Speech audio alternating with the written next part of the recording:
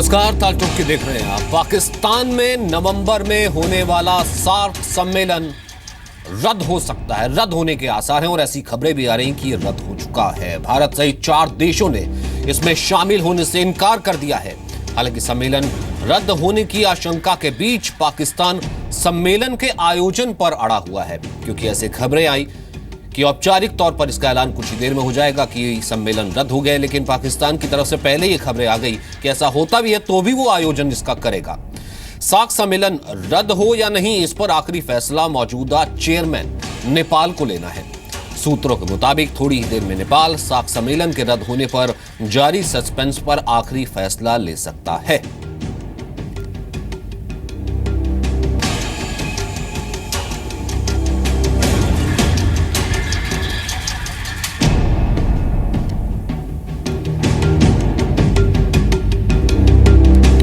लेकिन सबसे बड़ी बात यह है कि पाक जिस तरीके की बेइज्जती का सामना, खतरा उस पर मंडरा रहा है, क्या उससे वो सुधर जाएगा? भारत, बांग्लादेश, अफगानिस्तान, भूटान ने जिस तरीके से बहिष्कार किया, दरकिनार कर दिया, सार्क सम्मेलन रद्द हो गया और किसी भी वक्त नेपाल इसकी औपचारिक घोषणा कर देगा। उसके बाद क्या ऐसा होगा? हालांकि 31 साल के सार्क के इतिहास में 11 बार यह सम्मेलन रद्द हो चुका है।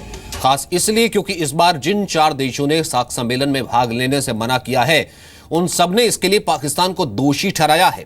सबसे पहले भारत ने, उसके बाद बांग्लादेश, अफगानिस्तान और भूटान ने यह कहते हुए सार्क समिट में शामिल होने से मना कर दिया कि पाकिस्तान जिस तरह से आतंकवाद को बढ़ावा दे रहा है, पाकिस्तान जिस तरह से पूरे दक्षिण एशिया में माहौल खराब कर रहा है और पाकिस्तान जिस तरह से पड़ोसियों के आंतरिक मामलों में दखल दे रहा है, ऐसे में इन देशों के लिए सार्क सम्मेलन में भागीदारी संभव नहीं। ध्यान देने की बात है कि पाकिस्तान के खिलाफ आवाज उठाने की शुरुआत भारत की तरफ से हुई और उसे जबरदस्त समर्थन मिला। लेकिन हम ये सवाल उठा रहे हैं कि क्या पाकिस्तान के खिलाफ सार्क के लिए ब्रह्मास्त्र बन पाएगा? क्या पाकिस्तान के ऊपर अब भारत के अलावा दुनिया भर के देशों का भी दबाव बढ़ेगा? कहीं ऐसा तो नहीं कि पाकिस्तान इस मामले को अपने पक्ष में सहानुभूति इकट्ठा करने के लिए इस्तेमाल कर लेगा? और कहीं ऐसा नहीं कि पाकिस्तान की आतंकी नीति के चलते पूरे का पूरा सार्क संगठन ही संकट में पड़ जाएगा? लेकिन उरी अटैक के बाद भारत के सामने सबसे बड़ा सवाल, क्या पाकिस्तान को अलग थलग करने में भारत कामयाब हो पाएगा?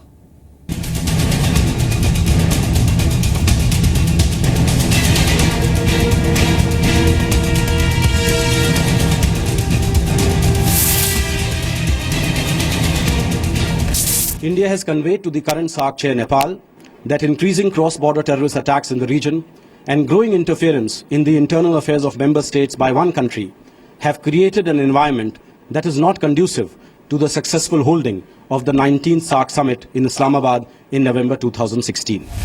दुनिया के वो देश जो आतंकवाद के खिलाफ हैं, इंसानियत और अमन के पक्ष में हैं, वो एकजुट हैं। और वो ताकतें जो आतंकवाद के आका बनी हुई हैं, आतंकवाद का संरक्षण केंद्र बने हुए हैं, आतंकवाद की फैक्ट्री बनी हुई है, उनको अलग थलग करने का पूरी दुनिया ने संकल्प लिया हुआ है और वो अलग थलग हो गए हैं। अलग थलग करने के बाद भी क्या पाकिस्तान अपना जो उसका एजेंडा है उसको छोड़ने के लिए तैयार है? असल चीज़ ये है कि हमारे 17 जवान जो हैं वो शहीद हुए हैं और उसका बड़ा ज़बरदस्त देश में रिएक्शन है। लोग सरकार से एक्शन की डिमांड कर रहे हैं।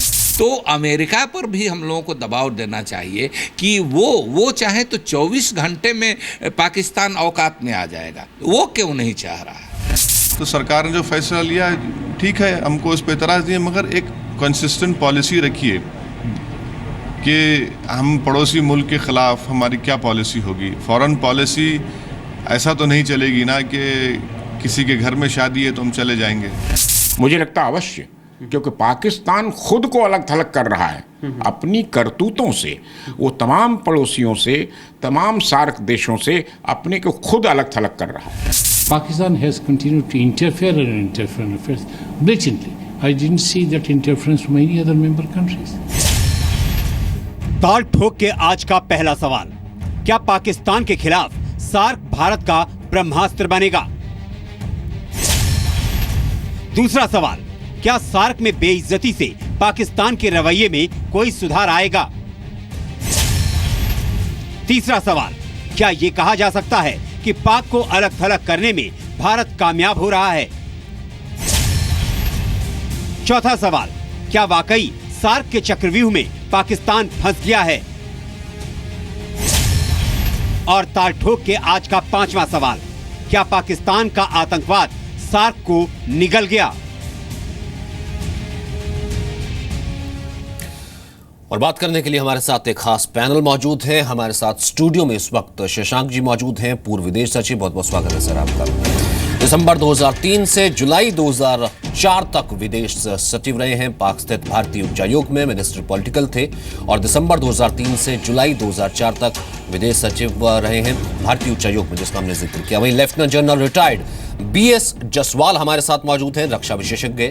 1970 में JK राइफल्स में कमीशन हुए, 29 सालों तक सेना में काम किया है, नॉर्थर्न कमांड के कई अहम ऑपरेशंस में आप शामिल रहे हैं। बहुत बहुत स्वागत है सर आपका भी। स्मिता प्रकाश हमारे साथ मौजूद हैं, एडिटर ANI, 2 दशकों से ज्यादा पत्रकारिता का अनुभव है, अमेरिका, जापान सहित कई देशों में पत्रकारिता की है और दक्षिण एशिया को बहुत अच्छे से समझती भी हैं। डॉक्टर संबित पात्रा हमारे साथ बीजेपी के स्पोक पर्सन मौजूद हैं और साथ ही साथ हमारे साथ कांग्रेस के अभय दुबे भी मौजूद हैं। सबसे पहले संबित जी, मैं आपसे शुरुआत करना चाहता हूं, लेकिन उससे पहले कांग्रेस का इस वक्त रिएक्शन, यानी कि खबरें अब ऐसी आ रही हैं कि सार्क समिट रद्द हो गया है, ऑफिशियल इसका अनाउंसमेंट हो जाएगा, लेकिन तमाम इस पर प्रतिक्रियाएं भी आ रही हैं। चर्चा पर आगे बढ़ रहे हैं उससे पहले हम आपको सुनाते हैं कांग्रेस ने इस पर क्या प्रतिक्रिया दी है। मनीष तिवारी का क्या कहना है? हम ये कह रहे हैं कि क्या भारत को गंभीरता से इस बात पर विचार नहीं करना चाहिए कि सार्क समिट को बायकॉट करने की जगह, सार्क समिट में हिस्सा ना लेने की जगह भारत इस तरह की कूटनीति या इस तरह की रणनीति पे विचार करे कि सार्क समिट दक्षिण एशिया में कहीं पर और पाकिस्तान के बगैर हो। संबित जी, ये जो कांग्रेस की प्रतिक्रिया आई उस पर तो हम बात करेंगे, लेकिन इंटरनेशनली जिस बात को भारत लगातार उठाता रहा है कि जो देश टेररिस्ट एक्सपोर्ट कर रहा है उसी देश में जाकर के साउथ एशिया के, दक्षिण एशिया के डेवलपमेंट की बात हो, वेलफेयर की बात हो, यह हो नहीं सकता। और शायद अंतर्राष्ट्रीय स्तर पर तो सभी सार्क देशों ने उसे माना है। आपको क्या लगता है कि पाक ने वेलफेयर के नाम पर टेररिज्म ला करके जिसको रिकॉग्नाइज अब तमाम सार्क देश कर रहे हैं, इसका जो ऑब्जेक्टिव था सार्क का, वो शायद फिलहाल के लिए तो खत्म कर दिया? देखिए सचिन जी, पहली बात तो मैं कैवियाट से शुरू करना चाहूँगा। आपने सही कहा, सार्क की तरफ से अभी कोई अधिकृत बयान नहीं आया है, इसलिए हम पार्टी के प्रवक्ता के नाते आधिकारिक रूप से सार्क स्क्रैप्ड है या नहीं है उस डोमेन में नहीं जा सकते हैं। मगर 2-3 बातें जो आपने सवाल पूछा, बहुत वाजिब सवाल है।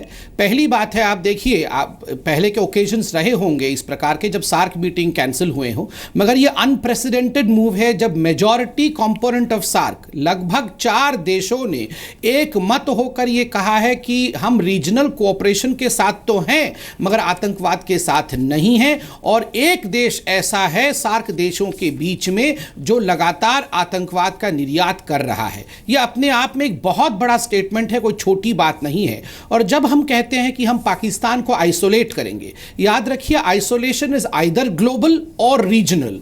आप देखिए, ये जो सार्क कमेटी की जो मीटिंग होनी थी, सार्क देशों की जो 19वीं मीटिंग होनी थी इस्लामाबाद में नवंबर में, स्वाभाविक रूप में रीजनल आइसोलेशन का इससे बड़ा उदाहरण और नहीं मिलेगा।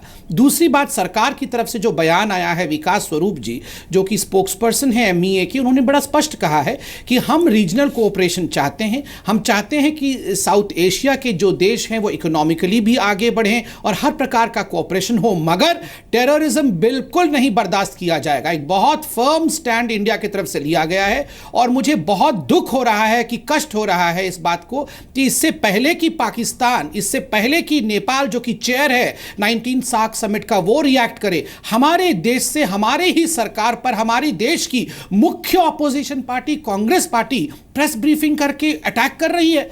दिस इज ऑल्सो अनप्रेसिडेंटेड, ये अभी अपने आप में अनप्रेसिडेंटेड है और मुझे शर्म लगता है, मैं ऐसे कठोर शब्दों का प्रयोग नहीं करता हूं, मगर मैं शर्म से अपना सर झुकाता हूं कि हिंदुस्तान के पास एक ऐसा ऑपोजिशन पार्टी भी है जो अपने डोमेन से जंप करके दूसरे देश से पहले वक्तव्य करती है। ऐसा नहीं होना चाहिए।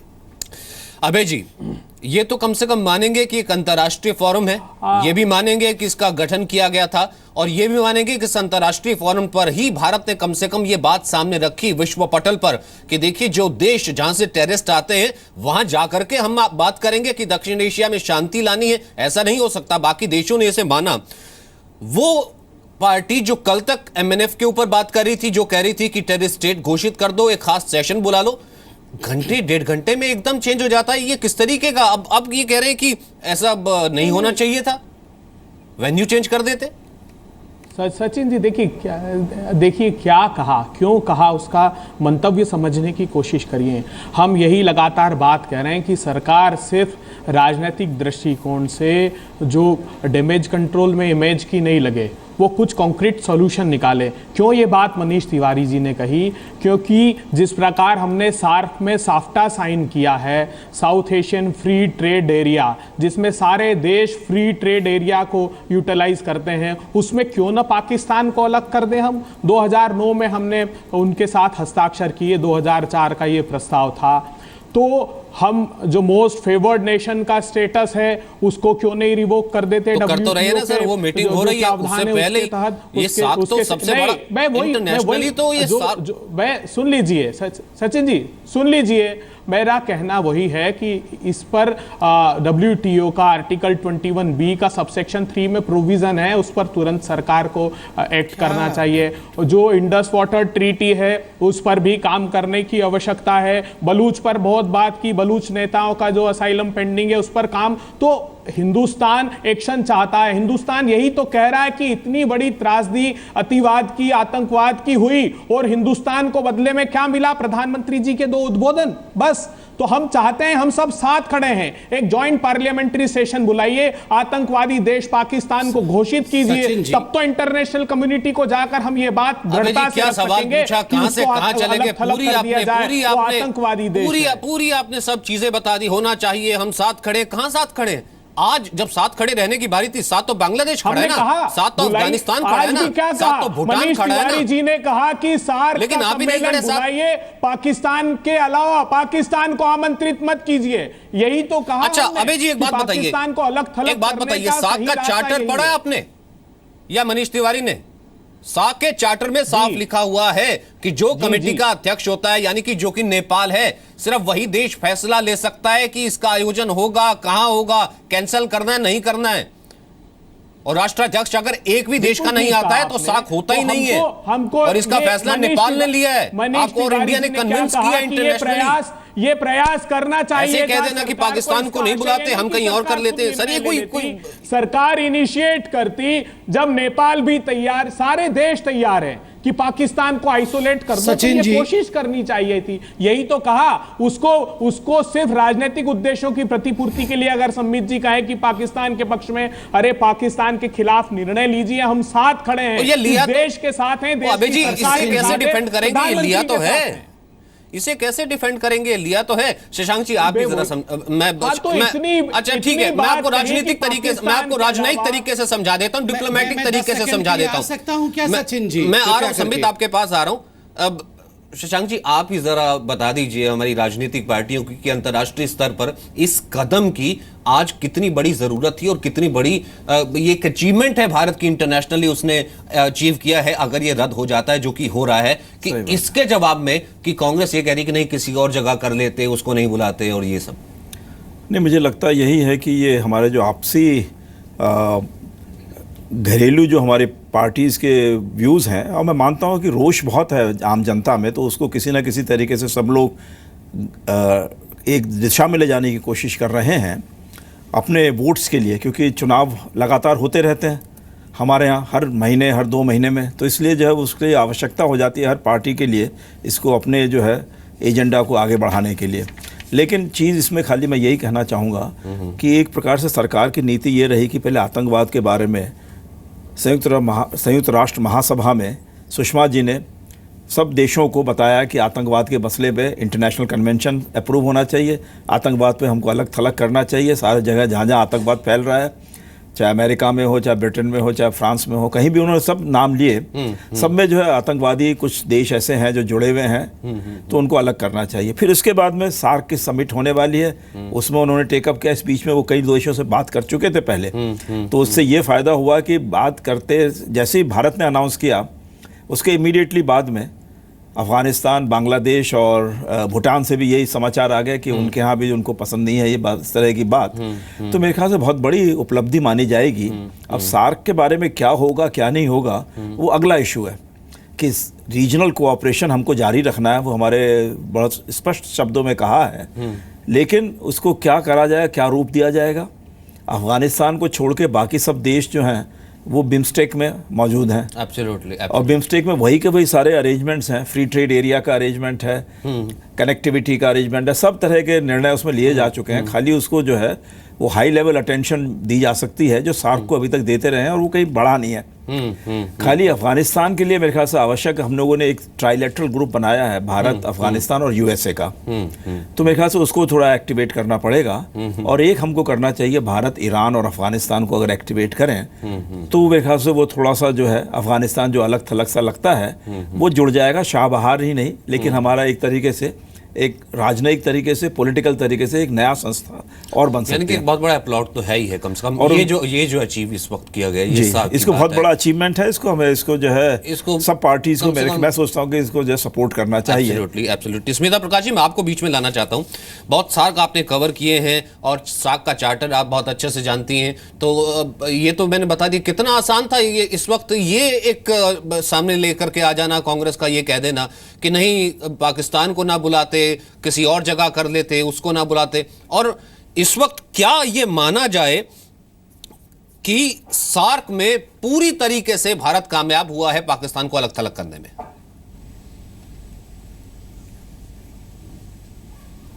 पहली बात तो मैं आपको बताना चाहूंगी कि शशांक जी यहाँ बैठे हुए हैं, वो विदेश सचिव थे जब इस्लामाबाद में सार्क सम्मेलन हुआ था, सार्क शिखर सम्मेलन, और अटल बिहारी वाजपेयी गए थे। मैं भी मीडिया टीम में थी उस वक्त भी इतने मुश्किलात थे कि सार्क में भारत पाकिस्तान एक दूसरे को literally tearing each other apart कहते हैं। उस वक्त भी इतनी मुश्किलें थी। तो सार्क सम्मेलन जो है वो शुरू से ही एक भारत पाकिस्तान के बीच एक अखाड़ा रहा है। It never really took off. और लेकिन मैं नहीं मानती कि सार्क सम्मेलन में शिरकत ना करना भारत की तरफ से ये एक ब्रह्मास्त्र है, क्योंकि सार्क सम्मेलन जो है ये सिर्फ एक सार्क जो है सिर्फ एक क्षेत्रीय संगठन है, और इसे बाहर निकालना पाकिस्तान को बाहर निकालना मुमकिन नहीं है। और सार्क के चार्टर में कैंसलेशन नहीं है, सिर्फ पोस्टपोनमेंट है। तो अगर ये अभी नवंबर में नहीं होता तो शायद बाद में होगा। और अगर हम सार्क सम्मेलन में हम शिरकत नहीं करते और भूटान, अफगानिस्तान और बांग्लादेश नहीं शिरकत करते, तो ये जो है ये सिर्फ एक कदम है, एक छोटा कदम है, और सफर बहुत लंबा है पाकिस्तान को आइसोलेट करना, रीजन में भी और इंटरनेशनली भी। ये कितना हिलेरियस है ये कह देना कि भले आप इसे पोस्टपोन रद्द कर दीजिए, हम तो उसी डेट पे उसी वक्त ही करेंगे, ये जो पाकिस्तान की तरफ से बयान आया, ये कितना हिलेरियस या हास्यास्पद है?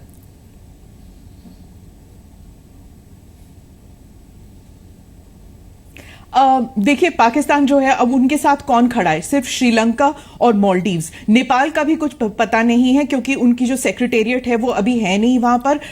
जब वो वापस आएंगे उनके सेक्रेटेरिएट के मेंबर्स वो डिसाइड करेंगे। तो पाकिस्तान क्या सिर्फ 2 मुल्कों को लेकर 8 सदस्यों का जो शिखर सम्मेलन है उसमें 2 मुल्कों को लेकर क्या वो समिट कर सकता है? It becomes a joke. आपने सही कहा कि ये एक मजाक है अगर वो फिर भी करता है, क्योंकि अकॉर्डिंग टू द चार्टर सभी को उस उस शिखर सम्मेलन में हिस्सा लेना होगा। अगर नहीं है, literally it has become SAARC -1। तो अगर हम ये मान के चले कि सार्क -1 एक गुट बन सकता है, तो it is something that India should look forward to now, to make an association. या तो बिम्स्टेक को देख ले, हम बिम्स्टेक को कर लें, और we can go with SAARC -1, क्योंकि एक ही मुल्क है जो आगे बढ़ने को तैयार ही नहीं है। हर सार्क जो है आसियान की तरह बन सकता है, ईयू की तरह बन सकता है, एक इकोनॉमिक ग्रुपिंग बन सकता है, लेकिन वो कुछ करने ही नहीं देते, ना तो सैटेलाइट, ना मोटरवेज, ना फिर ट्रेड, कुछ भी नहीं आगे बढ़ने देते। तो फिर आप सार्क -1 देख लीजिए, शायद उससे कुछ हो सके। लेकिन सार्क जो है सिर्फ एक इंडिया बैशिंग फोरम के तौर पर पाकिस्तान यूज करता आया है, और उस इट्स इनफ इज इनफ। अब नहीं कर सकते हम इसको, नहीं ले सकते। बिल्कुल बिल्कुल। और मैं इसी पॉइंट पे वापस आना चाह रहा था ब्रिगेडियर साहब आपके पास। आपको क्या लगता है जिस तरीके के मेजर्स अभी लिए गए हैं, क्योंकि एक चीज ये भी कही जा रही थी कि वॉर मॉन्गरिंग हो रही है, ये सब चीजें इस वक्त तो पॉसिबल नहीं है, चारों तरफ से घेरना चाहिए, डिप्लोमेटिकली भी घेरना चाहिए और बाकी चीजों से इंटरनेशनली भी घेरना चाहिए।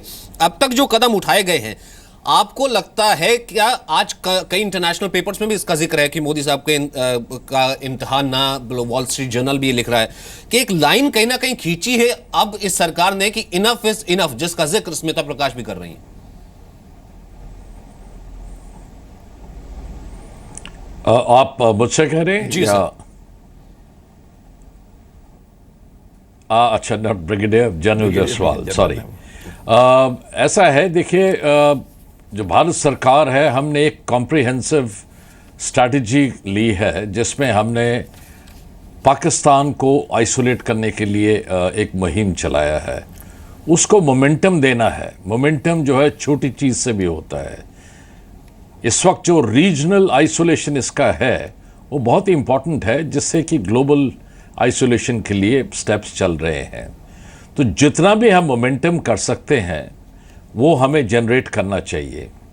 जहाँ तक कि जो सार्क कंट्रीज़ के जो नुमाइंदे हैं वो सब के सब सिवाय अफ़गानिस्तान को जैसे बताया गया बिम्स्टेक में हैं, और एक न्यू अलाइनमेंट यहाँ पे जो है, जो पहले मेंशन किया गया था, ईरान, अफ़गानिस्तान और इंडिया का एक न्यू अलाइनमेंट बन सकता है जो टोटली ऑफसेट कर देता है सार्क को। उसमें शायद श्रीलंका भी आ जाए, मालदीव्स भी आ जाए। नेपाल जो है 100% मेरे हिसाब से इसको बॉयकॉट करेगा, ये सार्क को। तो पूरा मुद्दा ये है कि हम पाकिस्तान को जितना स्क्वीज़ करें उतना करना चाहिए। अब जहाँ तक पाकिस्तान इस पर रिएक्ट करेगा नहीं करेगा, मुझे बड़ा दुख है कि उनके डिफेंस मिनिस्टर, उन्होंने आज 2 स्टेटमेंट्स की। पहली कि जो उरी में हुआ है वो हिंदुस्तान ने खुद किया है, और तीसरा हमारे पास न्यूक्लियर असला है, वो हमने शो पीस नहीं रखा, हम भारत को निश्ते नाबूज कर देंगे। ये उनकी हिमाकत है। और ऐसा देश जिसके कोई असूल नहीं है, उनके साथ हमारा कोई इंटरेक्शन नहीं होना चाहिए। ये एक शुरुआत है, स्नोबॉलिंग शुरुआत है ये, जिससे कि मोमेंटम गेन होगा और ज़्यादा देश जो हैं इसमें हमारे साथ गुट में आएंगे, जो कि पाकिस्तान को आइसोलेट करने में पूरी मदद करेंगे, पहले चाहे रीजनली और साथ ही साथ जो है ग्लोबली भी ये मोमेंटम कैच करेगा। ये बहुत ज़रूरी है और अच्छा स्टेप है। और एक और चीज़ जो बीच में किसी स्पीकर ने कहा था, बड़ी वाजिब चीज़ है, हमारे इंटरनल डिफरेंसेस, पॉलिटिकल स्पारिंग जितना भी है, जो भी हो, सही है, ऑपोजिशन है, उनका हक है। मैं अपॉलिटिकल हूं, so don't take it that way. लेकिन जब पाकिस्तान का सवाल आता है, उस वक्त हम सबको एक साथ मिलके जो है उनके ऊपर निशाना लगाना चाहिए। नहीं तो हमारी अप्रोच में ही वीकनेस है। स्टार्ट पॉइंट पर हमें एक गुट में होकर उनके साथ डील करना चाहिए। जाहिर सी बात है, तो स्टार्ट पॉइंट ही हमारा वीक हो गया। और ये संदेश इस वक्त पूरे अंतर्राष्ट्रीय जगत में भी जाता है कि जिस मुल्क के साथ हम खड़े हैं, कम से कम दक्षिण एशिया का जो सबसे बड़ा मुल्क है, जिसका रिप्रेजेंटेशन जो है वो भारत कर रहा है, जिस मुल्क के साथ हम खड़े हैं, क्या उस मुल्क के अंदर हालात एक दूसरे के साथ हैं, पॉलिटिकल पार्टी साथ हैं, जो कि फिलहाल नजर नहीं आ रही है। संबित, आप कुछ कहना चाहते थे उस वक्त? आप बिल्कुल सही कह रहे हैं और मैं सभी पैनलिस्ट को सुन रहा था जो कि पॉलिटिकल है और सभी ने यही सलाह दिया। मैं भी यही कह रहा हूँ। आप देखिए, अभय जी और मैं हिंदुस्तान में कांग्रेसी और भाजपाई हो सकते हैं, मगर जब इंटरनेशनल विषय आता है तो हम पहले और आखिरी इंडियन ही हैं और कुछ नहीं है। इसलिए मैं कहता हूं, अभय जी ने बार बार कहा कि आप मनीष तिवारी जी के परिप्रेक्ष्य को देखिए, वो क्या कह रहे थे। मेरा कहना है कि वो आखिर कह क्यों रहे थे। माइक में आकर एक प्रेस कॉन्फ्रेंस कंडक्ट करना जिसमें कि इंडिया के सरकार के लिए, मैंने वर्ड्स लिखे हैं, क्या कहा उन्होंने, कहा it appears as if immatures are sitting in the South Block. उन्होंने कहा कि देश में अपरिपक्व लोग साउथ ब्लॉक में बैठे हैं। ऐसे प्रकार के शब्दों का कदाचित प्रयोग नहीं करना चाहिए जब एक इंटरनेशनल अफेयर है। पाकिस्तान ने भी रिएक्ट नहीं किया है, नेपाल ने भी अभी कुछ नहीं कहा है। उससे पहले हम डोमेस्टिक पॉलिटिक्स शुरू कर दें और इस प्रकार के शब्दों का प्रयोग करें, यह बिल्कुल उचित नहीं है। आपको कुछ सुझाव देना था, कुछ कहना था, वाकई आप वेलकम हैं, you are the opposition party, आप आके इन चीजों को बैठ के डिस्कस कर सकते थे। इसको सार्वजनिक रूप पे एक क्रिटिसिज्म के फोरम से कहना, मुझे लगता है ये बिल्कुल परिपक्वता नहीं है और ये चंद वोट पाने की जो इच्छा है इसे हम सबको त्यागना चाहिए, इससे कोई भला नहीं होगा। और दूसरी बात, मैं स्मिता प्रकाश जी के उस बात से सहमत हूं कि ये ब्रह्मास्त्र नहीं हो सकता, अस्त्र तो है। देखिए, एक एक अस्त्र छोड़कर ही दुश्मन को निस्तनाबूद किया जाता है। एक ब्रह्मास्त्र से डिप्लोमेसी नहीं चलती है, बहुत सारे अस्त्र चलते हैं। आप रीजनली उनको आइसोलेट कर रहे हैं पाकिस्तान को, इंटरनेशनली ग्लोबली जो है टेडपो, आप देखिए अमेरिका के साथ कुछ वार्तालाप हुआ होगा, तभी तो कुछ सीनेटर्स, 2 सीनेटर्स ने टेडपो जो कि चेयरमैन हैं सब कमिटी फॉर टेररिज्म, उन्होंने एक बिल सबमिट किया कि एक आतंकवादी राष्ट्र घोषित किया जाए पाकिस्तान को। स्वाभाविक रूप से चहुंदिक दिशा से भारत कोशिश कर रहा है। ऐसे में मैं तो गुजारिश करूंगा कि प्लीज टीवी पे हम लड़ते हुए नजर ना आए, हम पाकिस्तान को टीवी पे भी आइसोलेट करते हुए नजर आए। यहां हो क्या रहा है कि अभय दुबे जी हमें ही आइसोलेट करने में लगे हैं, ये अच्छी बात नहीं है। अभय दुबे जी, क्यों ऐसा होता है? पक्ष में आकर के क्या, या फिर विपक्ष में आकर के पक्ष पार्टी क्या पाकिस्तान से भी ज्यादा बड़ी दुश्मन हो जाती है? नहीं, देखिए सचिन जी, सरकार को चाहिए कि प्रतिपक्ष की समालोचना को सुनकर एक प्रशस्त मार्ग निर्धारित करें। इसमें जो स्मिता जी ने बात कही सार्क -1, लगभग वही प्रश्न हमने खड़ा किया। मैं संबित जी से कुछ 2-3 चीज़ें आग्रहपूर्वक कहना चाहता हूँ। आपने इंडस वाटर ट्रीटी में हमने देश में कहा कि कुछ लोगों ने कहा एब्रोगेशन हो जाना चाहिए, कुछ ने कहा रिव्यू करना चाहिए, सरकार ने भी उस पर मीटिंग की। मैं बताना चाहता हूं कि आप ये देखिए चिनाब पर और झेलम पर, क्या ये पहली बार नहीं है? वो नॉन कंजम्पटिव यूज उस एग्रीमेंट में है हमारे लिए, लेकिन हमने उस पर दोनों पर डैम बनाए, बगलीहार बनाया, किशनगंगा बनाया, तब भी पाकिस्तान कोर्ट ऑफ आर्बिट्रेशन में गया, उसको रिजेक्शन वहां से हासिल हुआ। वो फिर वर्ल्ड बैंक में गया, वर्ल्ड बैंक में एडजुडिकेटर ने फिर कहा कि नहीं, आपका ऑब्जेक्शन हम नहीं स्वीकार कर सकते, वहां पाकिस्तान परास्त हुआ। हमने ये बात जब उठाई प्रेस कॉन्फ्रेंस में कि मोस्ट फेवर्ड नेशन का स्टेटस पाकिस्तान का खत्म होना चाहिए, तो ये प्रसन्नता की बात है। सरकार ने कहा कि हम उसको रिव्यू करते हैं, तो हम यही तो कहना चाहते हैं कि हम समालोचना करके प्रशस्त मार्ग सरकार को दिखाना चाहते हैं। प्रधानमंत्री ने कहा कि पानी और खून साथ साथ नहीं तो दे वैसे सकता, बता दीजिए तो ना, प्रेस कॉन्फ्रेंस करके प्रधानमंत्री माइक जी रख के पूरी दुनिया के सामने एक फोरम बना के कहने की क्या जरूरत है? अगर ऐसा ही था, इतने बुलाए सरकार, एक्सपर्ट्स हैं, तो हमने कहा ना, फोन कर देते फॉरेन मिनिस्ट्री में, फोन कर दिया होता, कि जॉइंट पार्लियामेंट्री प्रेस कॉन्फ्रेंस करके कहना था कि पूरी दुनिया देखती तमाशा।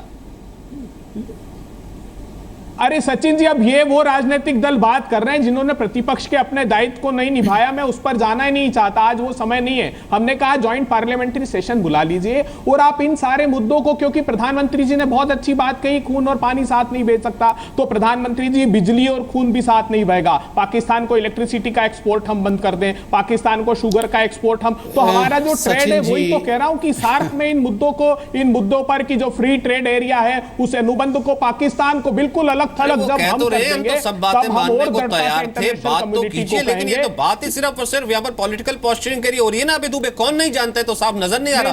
क्यों स्मिता जी, मुझे स्मिता जी साफ नजर नहीं आ रहा? प्रेस कॉन्फ्रेंस करके तुरंत डिसीजन लेने के बाद माइक रख के जब प्रेस कॉन्फ्रेंस पत्रकारों को बता के की जाती है, ये किस तरीके की बात हुई? और यहाँ पे दुबे कह रहे हैं कि नहीं, हम तो यहाँ पर साथ ही दे रहे हैं। नहीं, कितने अच्छे सुझाव दे रहे हैं अभय जी, लेकिन जब इनकी सरकार थी तब तो कुछ नहीं किया। तब क्यों नहीं किया? जब 2009 में जब मुंबई अटैक्स हुए तब तो नहीं किया।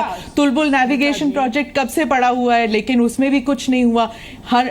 कुछ नहीं किया जी, मुझे बोलने दे। कुछ नहीं किया। आज तक जो भी सरकार आई है कभी कुछ नहीं करते। यही कांग्रेस सरकार है जिसने पाकिस्तान को विक्टिम ऑफ टेररिज्म कहा था। लेकिन आप बीजेपी सरकार को भी देख लीजिए, वो भी नहीं सीखे कांग्रेस की गलतियों से, आकर वही शॉल डिप्लोमेसी, उसके बाद ईद का न्योता और उसके बाद ईद की बधाई और फिर जन्मदिन की बधाई। और जब ये करते हैं तो ये भूल जाते हैं कि पाकिस्तान अपनी दुखती रग को नहीं भूलता। पाकिस्तान कश्मीर में आतंकवाद को जो बढ़ावा दे रहा है वो देता रहेगा, चाहे आप उन्हें शॉल दीजिए या आम भेजिए, वो जरूर ये करता रहेगा। इसलिए देयर इज अ नीड कि एक कंसोलिडेटेड पॉलिसी बने, एक रोड मैप बने जिसमें यू टर्न्स ना हो, एक पाकिस्तान पॉलिसी हो जो भी सरकार आए बाय पार्टीजन सपोर्ट होना चाहिए उस पाकिस्तान पॉलिसी के लिए, कि चाहे आज बीजेपी की सरकार, कल पता नहीं किसकी सरकार आए, सब उसी पॉलिसी को फॉलो करे। एक नेशनल कंसेंसस होना चाहिए, क्योंकि पाकिस्तान अपना नेशनल कंसेंसस नहीं खोलता, क्योंकि इंडिया का जो उनका प्रोग्राम है, उनका प्लान है, वो सिर्फ Pakistan army is in charge of that. चाहे उसमें पीपीपी की सरकार आए या नवाज की सरकार आए, जो भी सरकार आए, या फिर उनके मिलिट्री एस्टैब्लिशमेंट हो, डिक्टेटर्स हो, उनका एक ही रवैया रहता है भारत के प्रति। लेकिन हमारा तो बदलता रहता है, और बदलता किस तरफ है? बदलता इस तरफ है कि वी आर नाइव। हम बार बार ये सोचते हैं कि अगर हम दोस्ती करेंगे तो उनका रवैया हमारी तरफ बदल जाएगा, लेकिन नहीं बदलता। इस नाइव अप्रोच के लिए, this naive approach has to be dropped by all political parties. ये बिल्कुल सही बात है। और शशांक जी, यहाँ पर पाकिस्तान का नजरिया बहुत बिल्कुल सही बात कही शायद। मैं थोड़ा सा इस पर रिएक्ट कर सकता हूं जी। संबित जी बोलिए फटाफट, फिर मेरे को शशांक जी से कमेंट ले लें, 30 सेकंड। हाँ, सॉरी मैं बीच में आया, बाकी गेस्ट बैठे हैं, क्योंकि सरकार का प्रश्न था इसलिए मुझे आना पड़ा। स्मिता जी के प्रश्न में दम है, क्योंकि स्मिता जी का जो प्रश्न है वो जनता का भी प्रश्न है, तो मैं 20 सेकंड में समझाना चाहूँगा। देखिए, कोई भी प्रधानमंत्री बनता है, एक नई लीडरशिप आती है, तो डिप्लोमेसी में एक नया चैप्टर जरूर खुलता है। दो diplomacy is a continuing phenomena, but still एक नया चैप्टर खुलता है। जब मोदी जी बने तो नया चैप्टर क्या था कि देखिए, हम तो दोस्ती चाहते हैं मगर आतंकवाद कभी नहीं चाहते हैं। हम आपको इन्वाइट भी करेंगे स्वेरिंग इन में, आपके पास जाएंगे भी, आम भी देंगे, मगर अगर आपने आम के बदले में हमें बम दिया तो हम आम का दाम भी लेंगे। और देखिए, क्विक सक्सेशन में मोदी जी ने वो तमाम कदम उठाए आम के बाद जो पठानकोट कदम दिया एक अच्छे फ्रेंडशिप के लिए था। मगर जिस प्रकार, मैं इसका जवाब दे रहा हूं, आप देखिए, हमने रेड लाइंस की बात की, बिल्कुल ठीक कहा स्मिता जी ने कि पहले सरकार ने ये कदम नहीं उठाए। 1997 में मोस्ट फेवर्ड नेशन मिला, 2008 में मुंबई अटैक हुए, हमने कभी भी मोस्ट फेवर्ड नेशन के लिए, इंडस्ट्री वाटर ट्रीटी के लिए, जो कि आज 58 ईयर्स हो गए, उस पर बातचीत भी नहीं की। अब देखिए, these are the red lines, ये रेड लाइंस मोदी सरकार ड्रॉ कर रही है। और मैं देश को आपके चैनल के माध्यम से कहना चाहूंगा, different prime minister, strong prime minister हैं, आप विश्वास रखें। तो आप सब सर प्लीज, इसमें तो कम से कम मुझे बोलने दीजिए। अभी जी, ये सवाल आपका वाजिब मत लड़िए जी। अभी ये सवाल आपका वाजिब है, और ये सरकार, और ये सवाल हर आम आदमी पूछ भी रहा है। लेकिन शशांक जी, मेरा सवाल इससे थोड़ा सा अलग था। ये सब चीजें, ये ठीक है, पॉलिसी आपने कहा कि इतने भर से काम होगा नहीं, जो स्मिता भी कह रही कि ब्रह्मास्त्र नहीं है। मैं पाकिस्तानी चैनल देख रहा था कि वहां पर जिस तरीके की कवरेज वो मीडिया कर रहा है, कि वो कह रहे हैं कि कोई बात नहीं, अगर हमें आइसोलेट किया जा रहा है, चीन हमारा दोस्त है, रूस हमारे यहाँ पर आ रहा है, हमें कोई फर्क नहीं पड़ता, हमारा ट्रेड तो बहुत ज्यादा छोटा है। क्या सच में ही इसे देखा जाए तो ये बहुत कम स्टेप्स हैं जो अभी तक लिए गए हैं, या फिर आपको लगता है कि अब ये सरकार उस पाकिस्तान पॉलिसी की तरफ बढ़ रही जो कि होनी चाहिए? मैं ये समझ सकता हूं कि पॉलिसी काफ़ी ठोकरें खाकर फिर ठीक दिशा में चलती है, लेकिन ये कहना ज़रूरी नहीं है कि वो चलती रहेगी उसी दिशा में। और पाकिस्तान ये जानता है अच्छे तरीके से, क्योंकि पाकिस्तान का रवैया हमेशा ये रहा है कि जो बड़ी बड़ी ताकतें हैं उनको देख लो कि अगर वो भारत की तरफ नहीं जा रही हैं या कम जाना चाहती हैं तो फ़ौरन उनको पकड़ लो और उनको अपने साथ में लेके चलो, या भारत अगर थोड़ा कंसेशन देने को तैयार है तो उसको डबल कंसेशन आप दे दीजिए इमीडिएटली। और ख़ासकर पाकिस्तान में ये भी भावना रही है कि ये स्ट्रेटेजिक स्पेस है उनकी, जो एक तरफ इस्लामिक देशों की तरफ, दूसरा कम्युनिस्ट देशों की तरफ, और तीसरा भारत जैसे जो उभरती हुई शक्ति है उसकी तरफ है। तो अगर कोई भी देश चाहता है कि इन सब एरियाज़ में अपना स्ट्रेटेजिक स्पेस बनानी है, उनको डाउन करना है, किसी तरह कंट्रोल करना है, तो पाकिस्तान कहता है कि हम तैयार हैं, हमारी कीमत है, हम अपनी ज़मीन बेचने को तैयार हैं, अपने लोगों को आपके यहाँ सेवा के लिए तैयार हैं। तो पहले सऊदी अरेबिया में और कई गल्फ कंट्रीज में उन्होंने अपने सैनिक भेजे। जी। अब चीन को जो है उन्होंने कहा है कि आप एक एक इंजीनियर भेजोगे, हम उसके पीछे 2-2 3-3 जो है सिपाही लगाएंगे उनकी मदद के लिए, और अपनी ज़मीन आपके हवाले है, आप वहाँ पे जो मर्जी करना है करिए। तो इस तरह की बात करने से हमको ये ध्यान में रखना है कि हमारा पड़ोसी इस तरह की दिशा लेके चल रहा है, और बांग्लादेश का दर्द जो है वो अभी गया नहीं है। बिल्कुल, तो हमको ध्यान में ये रखना है कि दोस्ती करनी है, और वो दोस्त ढूंढने हैं जो बांग्लादेश को भूलने को तैयार हैं और आगे बढ़ने को तैयार है कि भाई इसमें भारत का फ़ायदा है तो हमारा उससे ज़्यादा फ़ायदा होगा MFN देने से या फ्री ट्रेड एरिया करने से। लेकिन अब वो बात समझने की है ना, तो लेकिन उसमें समय लगेगा। इस बीच में वो चाहते ही हैं कि SAARC is not that important for them, वो हम लोगों के लिए इम्पॉर्टेंट है, क्योंकि हम चाहते हैं कि भाई इसमें जो है वाइड रेंजिंग हमारे रिश्ते बढ़ते जाएं। उनका रिश्ता है, वो चाहते हैं कि साहब आपके यहाँ भी जो है अगर किसी तरीके से आर्मी रूल हो जाए तो बड़े अच्छे तरीके से बात करेंगे। हम तो पहले भी मेंबर नहीं थे, अगर नहीं भी दोबारा भी नहीं होते तो हमें कोई फर्क नहीं पड़ता। बिल्कुल।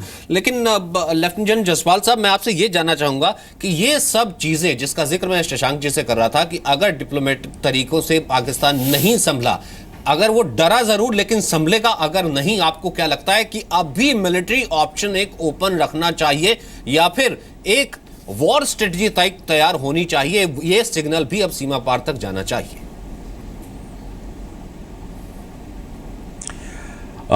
मेरे लिहाज से अगर मैं स्ट्रेटेजिक लेवल से बात करूं तो हमारे elements of comprehensive national power हैं, उसमें मिलिट्री भी एक ऑप्शन है। जब हम एक सामूहिक तरीके, कॉम्प्रिहेंसिव तरीके से अप्रोच करते हैं तो किसी के खिलाफ अगर मुहिम है तो सारे के सारे elements of comprehensive national power उसके ऊपर हावी होने चाहिए। उसके लिए मिलिट्री ऑप्शन, क्योंकि मिलिट्री ऑप्शन दो प्रकार के होते हैं। एक तो जो लोकल टैक्टिकल एक्शन, जहाँ पर एक्शन हुआ है वहीं पे करना। दूसरा जो है तजवीज़ बनाकर एक बड़े तौर पर मुहिम करना। और तीसरा ये है कि हम एक टोटल वॉर, हॉरिजॉन्टल वॉर वो करें। इसमें ऐसा है कि अगर हम टोटल वॉर भी करते हैं तो क्या पाकिस्तान टेररिज्म छोड़ देगा? नहीं छोड़ेगा। लेकिन अगर हम लोकल टैक्टिकल एक्शन में जो है एनर्जी इतनी डालते हैं कि पाकिस्तान हर्ट होता है तो काफ़ी उस पर असर होगा। मकसद हमारा लड़ाई करना नहीं है, क्योंकि लड़ाई से कोई सल्यूशन नहीं मिलता है।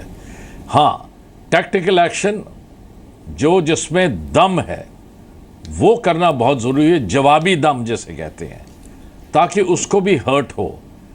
बिकॉज़ अगर लड़ाई हम अगर करते हैं और पूरी तौर से, और पाकिस्तान जैसे उनके डिफेंस मिनिस्टर ने कहा है, मुझे हंसी आती है कि वो कहते हैं हम आपके देश को नेश्ते नाबूज कर देंगे। ये हमारे जो फर्स्ट स्ट्राइक, जो हमने no use for first strike हमने बोला है, उसका फ़ायदा उठा रहे हैं। लेकिन मैं उनके डिफेंस मिनिस्टर साहब को बताना चाहूँगा एक हम्बल तरीके से कि अगर वो हम पे बंदूक तान रहे हैं तो ट्रिगर प्रेस करने से पहले हम कुछ नहीं करेंगे। हमें जो अपनी पॉलिसी भी डिक्लेयर कर देनी चाहिए, नो फर्स्ट यूज़ की जगह no first use, but if threatened will counter the threat before it manifests in effect on us। जी, इससे पहले कि हमारे पे उसका असर हो, हम उसको उसके अंदर ही वहां पे दबा देंगे उसको। जी, जाहिर सी बात है, ये संदेश भी कहीं ना कहीं, बिल्कुल ये संदेश भी कहीं ना कहीं ज़्यादा ज़रूरी है। 30% तो बलोचिस्तान में। जी बिल्कुल, और उसी फ्रंट पर काम हो भी रहा है। इस प्रकार की हिमाकत जो ये मजाक है, जो भी हो रहा है, मैं नहीं कहना चाहूँगा इसके ऊपर। लेकिन क्या है लैंड मास पाकिस्तान का, क्या कैपेबिलिटी है, क्या उनके न्यूक्लियर जो वेपन्स हैं उसके फ्यूजन फिजन की कितनी कैपेसिटी है, कितने किलोटन कैपेसिटी है। उनको एहसास नहीं कि हमारा जो किलोटन की कैपेसिटी है एक्टिवेट करने की, एक एक बम की, वो कितनी है। अबे छोटे छोटे बम लेके जो है मजाक करना, ये खैर शायद तभी लिए जहां एक तरफ वो कह रहा है कि आई डोंट केयर, वहीं कहीं ना कहीं डरा हुआ ये साफ नजर भी आ रहा है पाकिस्तान। संक्षिप्त में, हालांकि वक्त खत्म हो गया है, संबित और अभय जी मैं आपसे दोनों से एक रिएक्शन लेना चाहूंगा। संबित जी, मैं आपसे ये कि फिलहाल जो स्ट्रेटजी जिसका जिक्र आप कर रहे हैं कि अगर एडिटोरियल भी लिखा जा रहा है वॉल स्ट्रीट जर्नल में कि अब इनफ इज इनफ हो गया, ये सरकार इससे आगे नहीं बढ़ेगी, कि ये यहीं पर खत्म नहीं हो जाएगा डिप्लोमेटिकली, और यहाँ पर कोई एक तगड़ा सबक जिसका जिक्र अभय जी कर रहे थे वो भी आगे जाएगा, ये सिग्नल आगे तक जाते रहेंगे? देखिए, आज आप जो डिस्कशंस हम कर रहे हैं उसमें कितने सारे विषय पे हम डिस्कशन कर रहे हैं कि यूएस ने भी एक्शन लिया है। यूएन में आप देखिए, नवाज शरीफ ने कहा था कि मैं एक ड्रॉजियर लेके बैन की मून यूएन के जनरल सेक्रेटरी के पास जाऊंगा और कश्मीर में हो रहे ह्यूमन राइट वायलेशन को एक्सपोज करूंगा। क्या हुआ? वो ड्रॉजियर लेके गए, यूएन सेक्रेटरी जनरल ने उसे फाड़ के कूड़े के डब्बे में फेंक दिया। देखिए, जहां तक पाकिस्तान का पॉलिसी है, it has a multi layered approach. ये नहीं है कि एक ही ब्रह्मास्त्र है और उसे छोड़ दीजिए और सारे प्रॉब्लम्स का सॉल्यूशन हो जाएगा। मल्टी प्रोंग्ड अप्रोच है। स्वाभाविक रूप से मल्टी प्रोंग्ड अप्रोच इस बार सरकार ले रही है और उसके नतीजे हमारे आंखों के सामने रोज आ रहे हैं। हर दिन हम देख रहे हैं कि किसी न किसी स्टेप में हम आगे बढ़ रहे हैं। ऐसे में देश के तमाम लोगों को एक हो जाना चाहिए। ये पेटी पॉलिटिकल गेन्स के लिए, छोटे छोटे राजनीतिक बेनिफिट के लिए इस प्रकार का बयानबाजी करना कि हिंदुस्तान की सरकार इमैच्योर है, ये एब्सोल्युटली अपरिपक्व है। इस प्रकार के अपरिपक्व बयानबाजी से ऑपोजिशन को बचना चाहिए। वक्त इतना ही है। अभिजीत 30 सेकंड। सचिन जी, बिल्कुल पाकिस्तान आर्थिक संक्रमण काल के दौर से गुजर रहा है। वहाँ पर उनकी विभिन्न भाषा भूषा भेषज के लोगों में अलगाव प्रारंभ हो गया है। वो चाहता है कि जो आर्थिक प्रगति के पथ पर भारत आगे बढ़ रहा है उसको किसी तरीके से उस पथ से विमुख कर दिया जाए। ये हिंदुस्तान कतई होने नहीं देगा। हम सब लोग साथ मिलकर पाकिस्तान को कड़े से कड़ा सबक सिखाएंगे। हम अपेक्षा यही करते हैं कि मोदी सरकार वक्तव्यों के साथ साथ वास्तविकता के धरातल पर भी ध्यान दे और उन सारे जिनको वो वक्तव्यों को देती है उनको क्रियान्वित करे एक समय सीमा के साथ। तब देश को जाता है कि जिसका तमाम गेस्ट भी जिक्र कर रहे थे, ये संदेश भी कम से कम ना जाए कि जब बात आती पाकिस्तान की, पक्ष विपक्ष कहता तो कुछ और है लेकिन साथ नजर नहीं आता। और फिलहाल तो जरूर ये सरकार का इम्तिहान है कि जिस तरीके के वो स्टेप्स ले रही है उसमें आगे क्या परिणाम आते हैं। लेकिन आइसोलेट करने में तो कम से कम हम ये कह सकते हैं कि आज साख के माध्यम से ही सही कामयाब होती तो जरूर नजर आ रही है। सब मेहमानों का बहुत बहुत शुक्रिया मेरे साथ इस प्रोग्राम का हिस्सा बनने के लिए। बहुत बहुत